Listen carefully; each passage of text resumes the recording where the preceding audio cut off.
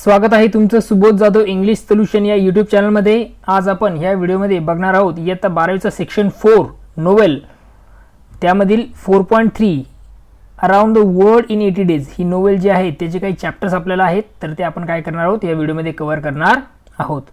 सर्वात महत्त्वाची गोष्ट, जर तुम्ही या चॅनलला नवीन असाल तर निश्चितच काय करा, चॅनलला लाईक शेअर आणि सबस्क्राईब करायला विसरू नका.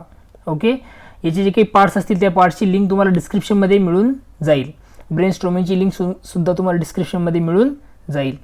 चला तर आता वेळ न गमावता सुरुवात करूया 4.3 around the world in 80 days ही नोवेल समजून घ्यायला.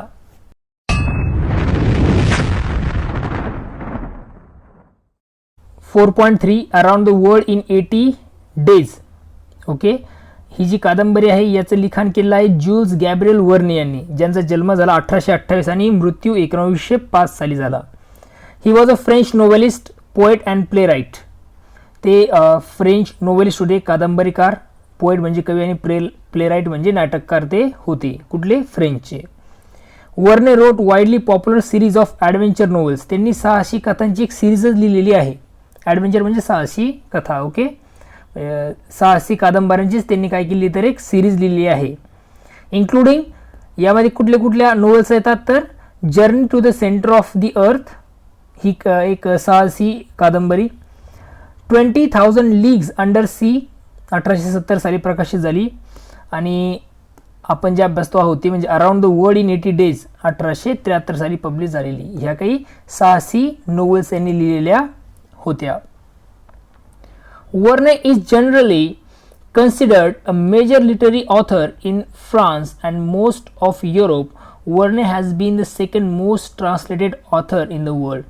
हे जे काय तर एक मेजर लिटररी ऑथर होते, म्हणजे त्यांना असं कन्सिडर केलं जातं की ते काय तर फ्रान्स या देशातील किंवा युरोपातील एक मेजर लिटररी म्हणजे खूप असे मुख्य असे ते रायटर आहेत. Verne has been the second most translated author in the world. आणि जगातले ते सेकंड मोस्ट ट्रान्सलेटेड ऑथर आहेत. कोण? वर्ने. ओके, चला तर आता सुरुवात करूया. काही मेजर कॅरेक्टर्स दिले आहेत बघा. त्यामध्ये मेजर म्हणजे मुख्य पात्र फिलियस फॉग, पासपार्ट आउट. त्यानंतर पुढचं आहे ऑडा आणि नंबर डिटेक्टिव्ह फिक्स. काही मायनर कॅरेक्टर्स म्हणजे गौण कॅरेक्टर ज्याला आपण म्हणतो, मुख्य पात्रांपेक्षा कमी महत्त्वाचे. Sir Francis Cromarty, John Bunsby, the Reform Club members, the Parsi guide, colonel Stamp Proctor, mister Camerfield, mister Mandiboy, elder William Hitch, Mudge, captain speedy. हे काही मायनर कॅरेक्टर्स त्या आपल्या या कादंबरीचे आहेत. सुरुवात करूया. सर्वप्रथम आपण काय करणार आहोत तर थीम समजून घेणार आहोत. Theme of the novel. Okay, थीममध्ये काय दिलं आहे बघा, ज्याला आपण मध्यवर्ती कल्पना असं म्हणतो. तर या मध्यवर्ती कल्पनेमध्ये आपल्याला दिसेल की the novel is full of adventure. ही नोवेल जी आहे around the world in 80 days ही काय तर फुल ऑफ ॲडव्हेंचर म्हणजे पूर्णतः साहसी अशी ती कादंबरी आहे. And the excitement which the readers come across and enjoy from the beginning to the end. आणि एक्साइटमेंट आहे, ओके, जी रीडर एन्जॉय करतो from the beginning to the end म्हणजे सुरुवातीपासून तर शेवटपर्यंत एक उत्साह देण्याचं काम रीडरला ह्या कादंबरीतून होतं. Phileas Fogg the major character in the novel. Phileas Fogg जो आहे तो एक मेजर कॅरेक्टर आहे, महत्त्वपूर्ण मुख्य पात्र आहे या नोवेलचं, या कादंबरीचं. Accepts the challenge to go around the world in 80 days and in accomplishing this feat he goes through various lands and meet with diverse adventures. आता तो एक चॅलेंज स्वीकारतो. ओके, चॅलेंज काय असतं तर काय करायचं, 80 दिवसामध्ये पूर्णतः जगाला तुम्हाला काय करायचं, भ्रमंती करायची. हे चॅलेंज तो स्वीकारतो.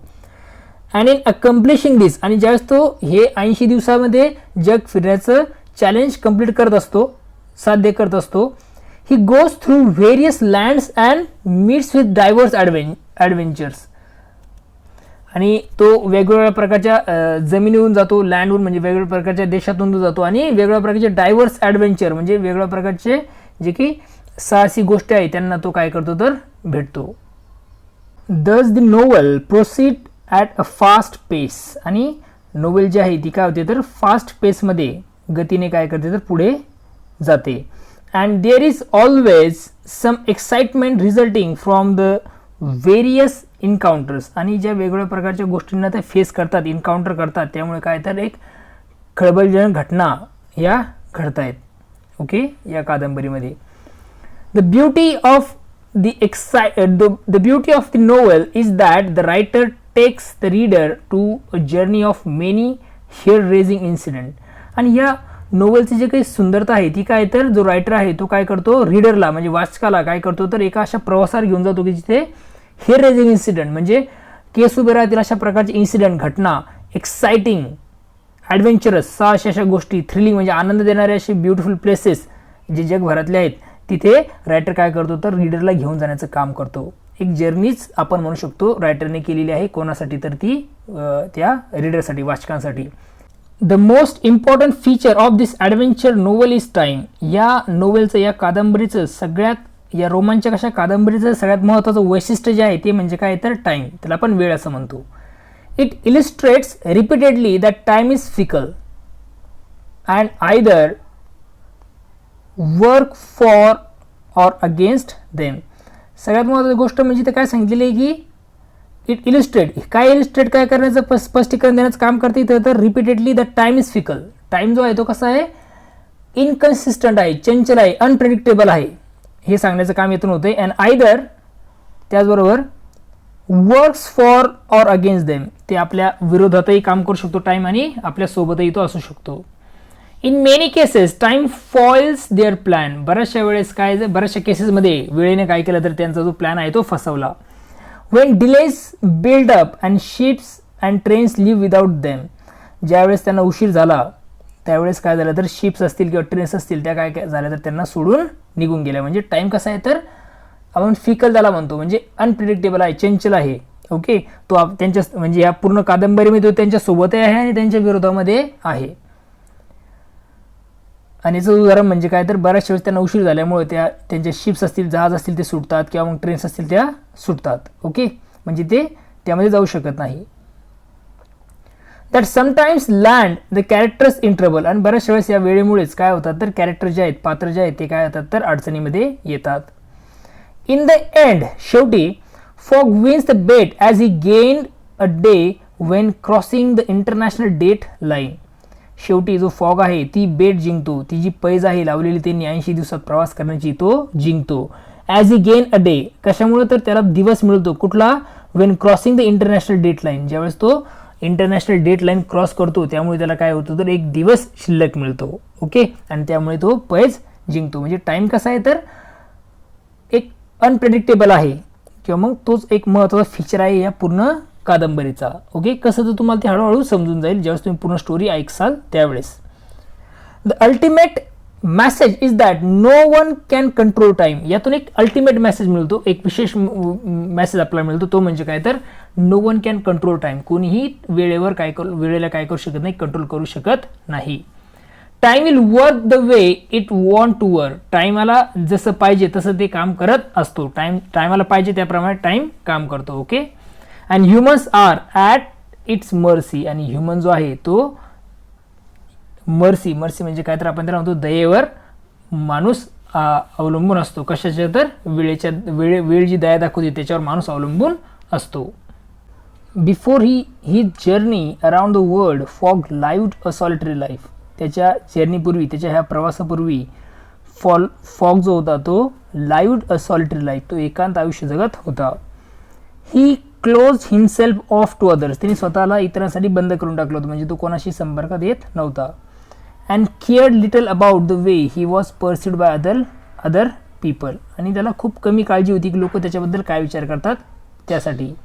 Bye the end of the trip, या ट्रिपच्या शेवटी, या जर्नीच्या शेवटी, या प्रवासाच्या शेवटी, though he recognises the importance of human connection both in the form of love with Aouda and friendship and loyalty with Passepartout. तर या प्रवासात शेवटी त्याला कळालं, तिने ओळखलं की ह्युमन कनेक्शन किती महत्त्वाचं आहे, म्हणजे मानवी सहसंबंध किती गरजेचे आहेत हे त्याला कळाले. तर कुठल्या फॉर्ममधून कळाले तर in the form of love, प्रेमाच्या स्वरूपात जे त्याला झालं ऑडाबरोबर, आणि फ्रेंडशिप आणि लॉयल्टी. फ्रेंडशिप असेल, मैत्रीचे संबंध असतील, पासवर्ड आउटसोबत त्याची लॉयल्टी जी असेल त्याच्यासोबतची, त्यातून त्याला कळालं की ह्युमन रिलेशन किती महत्त्वाचं आहे. Above all, this new understanding and appreciation is the greatest thing he has gained from this trip. आणि सर्वात महत्त्वाचं म्हणजे त्याला काय कळालं तर this new understanding and appreciation is greatest thing. ही जी अंडरस्टँडिंग आहे, ही ॲप्रिशिएशन आहे, ही खूप महत्त्वाची गोष्ट होती जी त्याला मिळाली या ट्रिपमधून. ओके, या प्रवासातून. Though he has the opportunity to double his fortune, त्याच्याकडे अपॉर्च्युनिटी होती त्याचं फॉर्च्यून, त्याची संपत्ती डबल करण्याची. Fogg's motivation to embark on such a crazy adventure has little to do with the money. फॉक्सचं जे मोटिवेशन होतं ह्या प्रवासाला सुरू करण्यासाठी, या क्रेझी ॲडव्हेंचरला, साहसिक गोष्टीला, वेडेपणाची जी साहसी गोष्ट आहे पूर्ण जग भ्रमंती करण्याच्या 80 दिवसामध्ये, त्याला एक मोटिवेशन होतं, ते म्हणजे काय तर मनी. एक छोटं मोटिवेशन ते म्हणजे पैसा. Instead he wants to preserve his honor and prove his worth to the men of the reform club to show that he can do what he set out to do. आणि याशिवाय आणखीन एक गोष्ट ती म्हणजे काय, he want to preserve his honor, त्याला त्याची जी प्रतिष्ठा आहे ती जपवायची होती आणि प्रूव्ह करायचं होतं his worth to the man. Okay, त्या लोकांना, कुठल्या तर रिफॉर्म क्लबच्या लोकांना ते स्वतःला प्रूव्ह करायचं होतं आणि स्वतःचा सन्मान सुद्धा त्याला जपायचा होता. To show that he can do, आणि त्याला दाखवायचं होतं की he can do what he set out to do, जो तो ठरवतो, जे तो ठरवतो ते तो साध्य करतो, हे त्याला सिद्ध करायचं होतं. Fogg spends nearly all of his money along the way. फॉगने काय केले, जवळपास त्याच्याकडचे जे पैसे होते ते सर्व त्यांनी संपवले. ओके, त्या प्रवासामध्ये.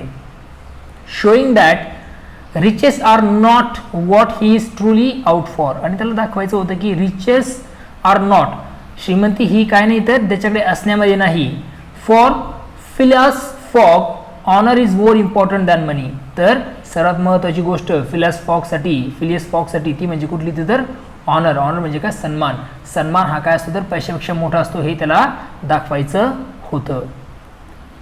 किंवा तो इथे या नोवेलमध्ये दाखवतो की सन्मान हा काय आहे तर महत्त्वाचा आहे, कशापेक्षा, पैशांपेक्षा. Throughout the entire trip, पूर्ण ट्रिपमध्ये, पूर्ण प्रवासामध्ये, Fogg and his group encounter various obstacles. Fogg आणि त्याचा जो ग्रुप आहे, त्याच्यासोबतचे जे लोक आहेत, त्यांनी वेगवेगळ्या प्रकारच्या ऑब्स्टॅकलला, अडथळ्यांना ते सामोरे गेले. स्टँडिंग इन देअर वेज, त्यांच्या पूर्ण प्रवासात ते वेगवेगळ्या प्रकारच्या गोष्टींना, वेगवेगळ्या प्रकारच्या अडथळ्यांचा त्यांनी सामना केला. These challenges allow them to use their quick thinking to come up with innovative solutions to even the most complicated of problems. आणि हे जे चॅलेंजेस त्यांच्या समोर आले, तर ह्या चॅलेंजेसने त्यांना अलाव केलं म्हणजे त्यांना करायच भाग पाडलं की एक क्विक थिंकिंग म्हणजे लवकर विचार करायचं. ओके, आणि त्यांना इनोव्हेटिव्ह बनवण्याचं म्हणजे काहीतरी नवीन गोष्ट करून प्रॉब्लेम जे आलेले त्यांना सॉल्व्ह करण्याची जी काही क्विक थिंकिंग प्रोसेस आहे त्यामध्ये ते पारंगत झाले. बिकॉज ऑफ ह्या ज्या काही त्यांच्यासमोर अडथळे आले त्यामुळे, जे काही प्रॉब्लेम त्यांच्यासमोर आले त्यामुळे. Relaying the message that no problem is unsolvable, आणि त्यांना कळालं की कुठलाही असा प्रॉब्लेम नाही, कुठलाही असा अडथळा नाही की त्याचा सोल्युशन नाही. कशामुळे तर हे जे प्रॉब्लेम, हे जे कॉम्प्लिकेशन त्यांच्यासमोर आले त्या प्रवासामध्ये, त्यामुळे त्यांना कळालं की नो प्रॉब्लेम इज अनसॉल्वेबल, कुठलाही अडथळा हा अनसॉल्वेबल नाही, प्रत्येक अडथळ्याचं काहीतरी काय असणार आहे, सोल्युशन असणार आहे. It is not only Fogg who shows his clever wit in coming up with solution. आता त्यामध्ये फक्त फॉगच नव्हता की ज्याने स्वतःचं क्लेवर, चातुर्य तिथे दाखवलं आलेल्या प्रॉब्लेमला सॉल्व्ह करून. पासपार्ट आउट जो त्याचा सर्वंट होता, to shows his ingenuity in multiple solution. तो पासपार्ट आउट आहे, त्याने सुद्धा काय केलं तर वेगवेगळ्या प्रकारच्या गोष्टींसाठी, वेगवेगळ्या प्रकारच्या प्रॉब्लेमसाठी त्याचं चातुर्य दाखवलं आणि वेगवेगळ्या प्रकारचे सोल्युशनसुद्धा त्यांनी शोधून काढलेत किंवा वेगवेगळ्या प्रकारचे प्रॉब्लेम त्यांनी स्वतः सॉल्व्ह केले. तो म्हणजे कोण, Passepartout. Around the world in 80 days या कादंबरीचं कथानक काय आहे ते आपण बघत आहोत. प्लॉट ज्याला आपण म्हणतात, प्लॉट म्हणजे कथानक काय आहे, कथा काय आहे थोडक्यामध्ये. बघा आता काय दिलं सुरुवातीला, around the world in 80 days begins at the Reform club in England. आता ही जी कादंबरी आहे तिची सुरुवात कुठून झाली आहे तर या अराउंड द वर्ल्ड इन 80 डेजला तर रिफॉर्म क्लब जे आहे इंग्लंडचं त्यामध्ये. ओके, तिथून याला काय झाली, सुरुवात झाली या कथेला. ओके, या कादंबरीच्या कथेला. With Phileas Fogg, Thomas Flanagan, Samuel Fallentin and John Sullivan sitting by a fireplace reading newspaper. आता हे 4 जे लोक होते कोण, Phileas Fogg, Thomas Flanagan, Samuel Fallentin आणि जॉन सुलिव्हन, हे काय होते तर फायरप्लेस जवळ काय बसलेले होते आणि न्यूजपेपर ते वाचत होते.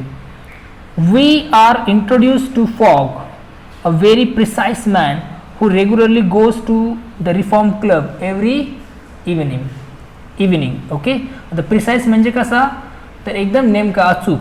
आपल्याला फॉगचं इंट्रोडक्शन कसं होतं इथं या कथेमध्ये तर एक प्रिसाइज मॅन म्हणजे एक नेमका असा एक अचूक असा व्यक्ती जो रेग्युलरली काय करतो रिफॉर्म क्लबमध्ये जातो प्रत्येक संध्याकाळी. ओके, अशा प्रकारे त्याचं इंट्रोडक्शन आपल्याला या कथेमध्ये होतं.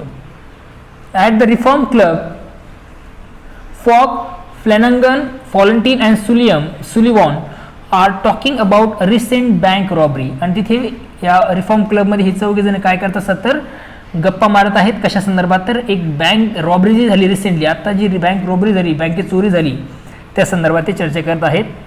दिस कॉन्व्हर्सेशन लीड्स टू अ वेगर. आणि या कॉन्व्हर्सेशनतून काय झाली तर पैज लागली. वेगर म्हणजे काय तर आपण त्याला काय म्हणतो बेट, पैज लागणे. ओके, पैज लागली या सर्व चर्चेतून. काय पैज होते बघा. Fog is a quiet sure he can travel around the world in 80 days. फॉगला खात्री आहे की तो काय करू शकतो पूर्ण जगाला काय करू शकतो तर एक 80 दिवसामध्ये पूर्ण जगाचा तो ट्रॅव्हल करू शकतो, पूर्ण जगामध्ये तो प्रवास करू शकतो. While Sullivan doesn't believe it. आणि त्याचबरोबर जो सुलिव्हन आहे त्याला या गोष्टीवर विश्वास नाही. Believe it can be done, हे शक्य होईल याच्यावर त्याचा विश्वास नाही. कोणाचा? सुलिव्हनचा. Sullivan, Flanagan and Fallentin think Fogg is not considering the unexpected. आता या तिघांना असं वाटतं की फॉग जो आहे तो काय करत नाही, विचार करत नाही. ज्या अनएक्सपेक्टेड गोष्टी होत्या, अचानकपणे होणाऱ्या गोष्टी आहेत त्याच्यावर काय करत नाही, फॉग त्याच्याबद्दल विचार करत नाही आहे असं त्यांना वाटतं. All of the men accept the wager of for 20,000 pound. आणि आता हे जे आहे तर काय हे तिघजण म्हणजे हे सगळे जे मॅन आहेत सगळे जे जमलेले आहेत ते काय करतात तर पैज लावतात कितीची तर 20,000 poundsची. ओके, 20,000 poundची. ते पाऊंड हे काय तर चलन आहे कुठलं त्या देशातलं की आणि त्याची ते काय करतात तर पैज लावतात. फॉग म्हणजे पैज लावणे. ओके, बेट त्याला इंग्लिशमध्ये अल्टरनेटिव्ह वर्ड आहे. This is the beginning of entire plot. हा जो आहे तो काय तर इंटायर प्लॉट आहे. कशाचा? ही सुरुवात आहे इंटायर प्लॉट या कादंबरीची. इंटायर प्लॉट आहे थोडक्यामध्ये. And from then on we see how Fogg goes around the world and we witness the amazing adventures that he has with his companion. आणि आता फ्रॉम देन आणि त्यानंतर वी सी आपण बघतो how Fogg goes around the world. Fog हा कशा प्रकारे पूर्ण जगभरात जातो. अँड वी विटनेस आणि आपण त्याचं साक्ष असतो. द अमेझिंग ॲडव्हेंचर, जे त्यांनी साहसिक अशा गोष्टी बघितल्या, अमेझिंग ॲडव्हेंचर्स त्यांनी बघितले, आपण सुद्धा त्याची विटनेस होतो. That he has with his companion, त्याला आणि त्याच्या कंपॅनियन म्हणजे त्याचे जे सोबते आहेत त्यांना कशा प्रकारचे वेगवेगळ्या प्रकारचे ॲडव्हेंचरचा सामना करावा लागला हे सुद्धा आपण बघतो या कादंबरीमध्ये. The main plot is based on fogs travels while other such plots merely support the central theme. आता या कादंबरीचा जो मेन प्लॉट आहे तो काय तर फॉग्स ट्रॅव्हल म्हणजे फॉग जे ट्रॅव्हल करतो, प्रवास करतोय, हा या कादंबरीचा मेन प्लॉट आहे, मेन कथानक आहे. आणि जे सब प्लॉट आहे इतर ते काय करतात तर ह्या सेंट्रल थीमला म्हणजे ह्या मेन प्लॉटलाच काय करणारे तर सपोर्ट करणारे आहेत. जे छोटे मोठे प्लॉट्स येतील ते छोटे मोठे कथानक आलं तर ते सपोर्ट करते कशाला तर फॉग्स ट्रॅव्हलला, ह्या बेस असलेल्या प्लॉटला, बेस असलेल्या कथानकाला. फिक्स द डिटेक्टिव्ह, आता त्यामध्ये एक डिटेक्टिव्ह आहे तो म्हणजे फिक्स. ओके, त्याचं नाव आहे डिटेक्टिव्ह, तो डिटेक्टिव्ह आहे. फॉलोज फॉग ऑल ओव्हर, तो काय करतोय फिक्स जो आहे तो पूर्ण कादंबरीमध्ये काय करतोय तर फॉगचा पाठलाग करतोय. ही बिलीव्स दॅट, कारण त्याला असा विश्वास आहे की fog is the bank robber, त्याला असं वाटतं की फॉग जो आहे तोच काय तर बँक रॉबर आहे, म्हणजे बँकेत चोरी करणारा फॉग हाच काय तर रॉबर आहे, चोर आहे. Who has robbed a great sum from the bank of England, असं त्याला असं वाटतं की जी बँक ऑफ इंग्लंड आहे त्यातली जी अमाऊंट आहे ती कोणी चोरलेली तर फॉगने चोरलेली आहे, त्यामुळे फिक्स त्याच्या पाठलागावर आहे. He puts obstacles in Fogg's path just so that he can arrest him whenever he gets the warrant from England. त्याच्यामुळे तो काय करतो, फिक्स जो आहे तो कायम त्याच्या फॉक्सच्या वाटामध्ये अडथळे आणण्याचं काम करतो. सो दॅट त्याला असं वाटतं की ही कॅन अरेस्ट हिम, की तो त्याला काय करेल, अरेस्ट करेल, अटक करेल. Whenever he gets the warrant from England, जेव्हा केव्हा त्याला वॉरंट मिळेल इंग्लंडपासून त्यावेळेस तो काय करेल, त्याला अटक करेल. यासाठी तो पाठलागावर आहे कोण, fix. The suspicion that fog might be a clever gentleman robber, एक क्लेवर जेंटलमॅन रॉबर म्हणजे चोर तो असा वाटतोय, अशा प्रकारची शंका फिक्सला असते. आणि ही एक सब थीम आहे कशाची, तर या पुस्तकाची, की तो एक क्लेवर जेंटलमॅन रॉबर आहे. ही एक सब थीम आहे, सेंट्रल आयडिया आहे. And the author makes the reader also suspicious, आणि या ऑथर जो आहे तो काय करतो, लेखक जो आहे तो काय करतोय, तर रीडर्सला असं वाटू देतो, रीडरला सुद्धा एक शंका निर्माण करतो. कशाबद्दल, तर त्या फॉगबद्दल, की फॉग काय असू शकतो, एक जेंटलमॅन रॉबर असू शकतो या संदर्भात. म्हणजे ती एक रायटिंग स्किल आपल्याला सांगता येईल लेखकाची.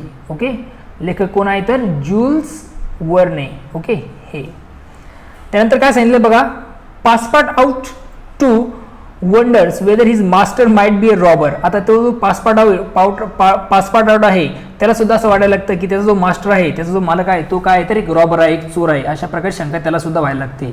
दो in his heart he has ample trust in Fogg's in duty. Okay, त्याच्या मनात जरी खूप आदर असला कशाबद्दल, फॉगबद्दल, त्याच्याबद्दल जरी तो खूप असा प्रामाणिक असला तरी त्याच्या मनामध्ये कुठेतरी ही भावना येते. The plot moves ahead with Fogg striving through various obstacles to reach London in time. आता प्लॉट जो आहे तो मूव्ह होतो कसा, तर फॉग स्ट्रायव्हिंग म्हणजे काय, प्रयत्न करणे. फॉग प्रयत्न करत आहे कशाचा, तर वेगवेगळ्या प्रकारच्या अडथळ्यांचा सामना करून पुढे लंडनला विदिन टाइम म्हणजे 80 दिवसाच्या आत पोहोचण्यासाठी तो काय करतोय, प्रयत्न करतोय. ओके, स्ट्रायव्हिंग म्हणजे प्रयत्न करणे. Okay, he goes through Brindisi, Suez, Bombay, आता सध्याचं मुंबई, कलकत्ता, हे सगळे एरियाज आहेत. ब्रिंडिसी, सुएज, बॉम्बे, आताचं मुंबई, कलकत्ता, आता कोलकाता म्हणतात, हाँगकाँग, Yokohama, San Francisco, New York and finally Liverpool. या सगळ्या गोष्टीचा तो प्रवास करतो या सर्व शहरांमधून, या सर्व भागातून. Fix arrest Fogg at Liverpool. Fix जो आहे तो फॉगला अरेस्ट करतो कुठं, लिव्हरपूलमध्ये. And this delays Fogg a bit, आणि यामुळे काय होतं, तर फॉगला उशीर होतो. He thinks that he has miss the deadline and hasn't reach London in time when in reality he reached a full day earlier. आता असं ज्यावेळेस त्याला अरेस्ट केलं जातं फिक्सकडून, तर त्यावेळेस फॉगला वाटतं की तो काय करू शकत नाही, तर जी डेडलाईन आहे 80 दिवसाच्या आत लंडनला पोहोचण्याची तो पूर्ण करू शकत नाही. हॅझंट रीच लंडन इन टाइम म्हणजे वेळेत तो लंडनला पोहोचला असं त्याला वाटत नाही. परंतु Wien in reality he reach a full day earlier, परंतु रियालिटीमध्ये तो एक पूर्ण दिवस अगोदरच तिथे पोहोचलेला असतो. Thus Fogg wins the wager and in the course of his travels. परंतु वास्तविकतेमध्ये फॉग जो आहे तो ती पैज जिंकतो. And in the course of his travel find himself a worthy charming beautiful wife to. आणि या सगळ्या प्रवासामध्ये त्याला स्वतःला एक काय मिळते, तर वर्दी, विश्वासवसी, सुंदर अशी बायको त्याला मिळते. ओके, हा आहे पूर्ण कथानक कशाचा, तर या कादंबरीचा. आता आपण बघतोय synopsis of the extract. Okay, synopsis म्हणजे काय, सारांश. जे एक्स्ट्रॅक्ट आपण बघणार आहोत या चॅप्टरमध्ये, म्हणजे हा जो आपला लेसन आहे त्यामध्ये आपल्याला जे काही हे आहेत, एक्स्ट्रॅक्ट आहेत, जे वेगवेगळ्या प्रकारचे चॅप्टर्स आहेत. ओके, ते चॅप्टरचं काय आहे सिनॉप्सिस, त्याचा सारांश काय आहे, ओके, ते आपण बघणार आहोत. आता यामध्ये आपण तो अभ्यासत आहोत. सुरुवात करतोय बघा. As soon as Fogg, Aouda and Passepartout arrived in Liverpool, Fix arrest Fogg. ज्यावेळी फॉग, ऑडा आणि पासपोर्ट आउट हे कुठं पोहोचतात, लिव्हरपूलला पोहोचतात. फिक्स काय करतो, तर फॉगला अरेस्ट करतो. फिलास इज थ्रोन इन जेल, आणि फिलासला काय करतात, तर जेलमध्ये टाकतात. सेव्हरल आवर्स लेटर, काही तासांनंतर, बऱ्याचशा तासांनंतर, though Fix learns that another man was responsible for the bank robbery. काही तासानंतर फिक्सला समजतं की दुसरा एक व्यक्ती आहे की जो रिस्पॉन्सिबल होता बँक रॉबरीसाठी, म्हणजे बँकमध्ये चोरी करण्यासाठी. अँड ही रिलीजेस फॉग, आणि तो काय करतो, फॉगला सोडून देतो. Who orders a special train, जेने स्पेशल ट्रेन ऑर्डर केली असते. However he arrives in London late making everything disappointed. ज्यावेळेस त्याला जाणीव होती की तो लंडनला लेट आलेला आहे, मेकिंग एव्हरीथिंग डिसअपॉइंटेड, सर्वजण काय झाले असतात तर सर्वजण काय झाले असतात तर नाराज झालेले असतात. Phileas and company are now broke. Phileas आणि त्याची जी कंपनी आहे ती पूर्णतः मोडलेली असते, म्हणजे ते पूर्ण नाराज झालेले असतात. The deadline for the bet has past. कारण जी डेडलाईन होती बेटची, पैजेची, ती काय झालेली तर संपून गेलेली आहे. And there is nothing to do but go home and pout. आता दुसरं काही नाही, तिथे फक्त एकच पर्याय होता, तो म्हणजे घरी जाणे आणि आराम करणे. पाऊट म्हणजे काय तर एक दुखी चेहऱ्याने काय करणं, घरी जाणं. पाऊट, POUT, पाऊट म्हणजे काय तर एक दुखी चेहरा करून घरी जाणं. एक मेव मार्ग त्यांच्या समोर होता. कोणासमोर? फिलास आणि त्याच्या कंपनी समोर. Okay. The first time allows himself to be seriously depressed. Oda and Passepartout are so worried that they too can't eat or sleep. Okay. First time, पहिले वेळेस तो कसा झाला होता, सिरियसली डिप्रेस झाला होता, म्हणजे खूप नाराज तो पहिल्या वेळेस झाला होता. ऑडा असेल आणि पासपार्ट असेल, जे त्याच्यासोबतचे त्याचे कंपॅनियन होते, त्याच्यासोबत होते, दे आर वरीड, ते पण खूप काळजीत होते. That they too can't eat or sleep, त्यामुळे ते सुद्धा काय करू शकले नाही, खाऊ शकले नाही किंवा मग झोपू शकले नाही.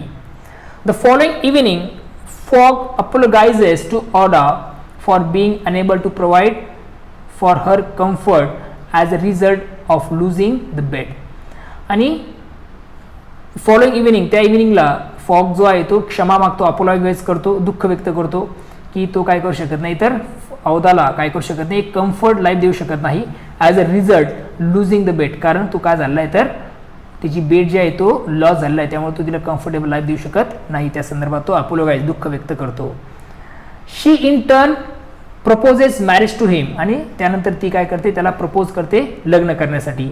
अँड ही जॉयफुली अग्रीज, आणि तो सुद्धा आनंदाने काय होतो तर तिच्यासोबत लग्न करण्यासाठी तो तयार होतो. पासपार्टआउट इज सेंट टू एंगेज क्लर्जीमॅन. पासपार्टआउट काय करतो, त्या क्लर्जीमॅनकडे जातो जो लग्न लावण्याचं काम करतो. त्याला म्हणजे फॉग जो आहे तो पासपार्टआउटला पाठवतो कोणाकडे, क्लर्जीमॅनकडे, की त्याची डेट घेऊन लग्न लावण्यासाठी. He run off to get reverend to marry Fogg and Aouda the next day. आणि पासपार्टआउट सुद्धा एकदम वेगाने जातो कोणाकडे, त्या रेव्हरंडकडे, त्या क्लर्जीमॅनकडे, की त्यांनी काय करावं तर त्या क्लर्जीमॅनने यावं दुसऱ्या दिवशी आणि फॉग आणि औडाचं लग्न लावून द्यावं. Which they all think is Monday. त्या सर्वांना वाटत होतं की जो दुसरा दिवस आहे येणारा तो काय असणार आहे, सोमवार असणार आहे.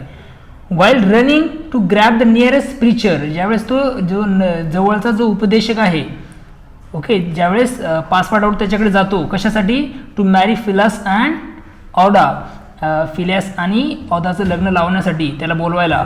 Find out that it's actually Sunday, त्यावेळेस त्याला कळतं की उद्याचा जो दिवस येणार आहे तो रविवार आहे, संडे आहे, नॉट मंडे, सोमवार नाही. Like the group has been thinking. Okay. By travelling eastward, आता ईस्टवर्डकडे ते प्रवास केला, पूर्वेकडे प्रवास केला, अराउंड द वर्ल्ड, या जगामध्ये म्हणजे फिरतानाच त्यांनी ईस्टकडून सुरुवात केली होती. ओके. भारताच्या दिशेने ते निघाले. Phileas Fogg master calculator and obsessive organiser has forgotten the time, आणि यामुळे ते काय झाले तर टाईम विसरून गेले. Okay. By journeying through all those time zones, आणि जे काही टाईम झोन्स त्यांनी क्रॉस केले त्यामध्ये त्यांचा एक दिवस काय झाला तिथे सेव्ह झाला. ज्यावेळेस तुम्ही हे स्टोरी समजून घेणार पूर्ण त्यावेळेस तुम्हाला ते कळून जाईल कशा प्रकारे झाला तो. He learn that their journey through the time zones has gain them a day. त्याला समजलं की त्यांनी ती जर्नी केली कुठे, ईस्टवर्डकडे, पूर्वेकडे, आणि वेगवेगळ्या प्रकारच्या टाईम झोनमधून ते गेले, त्यामुळे त्यांचा एक दिवस काय झाला तर वाचला. And that they are not at all let, आणि त्यामुळे ते काय नव्हते तर लेट नाहीत. पासपार्टआउट रेसेस होम, पासपार्टआउट लगेच पळत घराकडे गेला. Grab Phileas by the collar, आणि त्यांनी फिलासची कॉलर पकडली. Shoves him into cab कॅबमध्ये त्याला बसवला आणि deposit him at the club, आणि त्याला तो क्लबकडे घेऊन गेला, त्या रिफॉर्म क्लबमध्ये. Phileas presents himself with minutes to spare and effectively win the bet. आणि जो फिलासनं टाइम दिला होता त्या टायमाच्या आत फिलास काय झाला तर त्या रिफॉर्म क्लबमध्ये पोहोचला आणि तो ती बेट काय झाला तर जिंकला. He has reach once more. तो पुन्हा एकदा श्रीमंत झाला.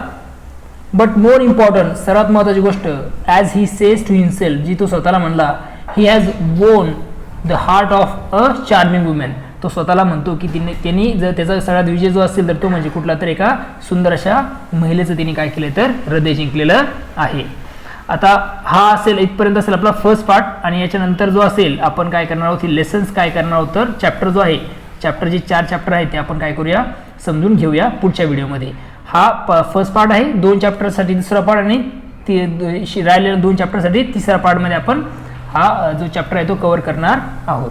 ओके, चला पुन्हा भेटूया मग नवीन व्हिडिओमध्ये. बघत राहा सुबोध जाधव इंग्लिश सोल्युशन हे आपलं यूट्यूब चॅनल. तोपर्यंत थँक्यू अँड टेक केअर.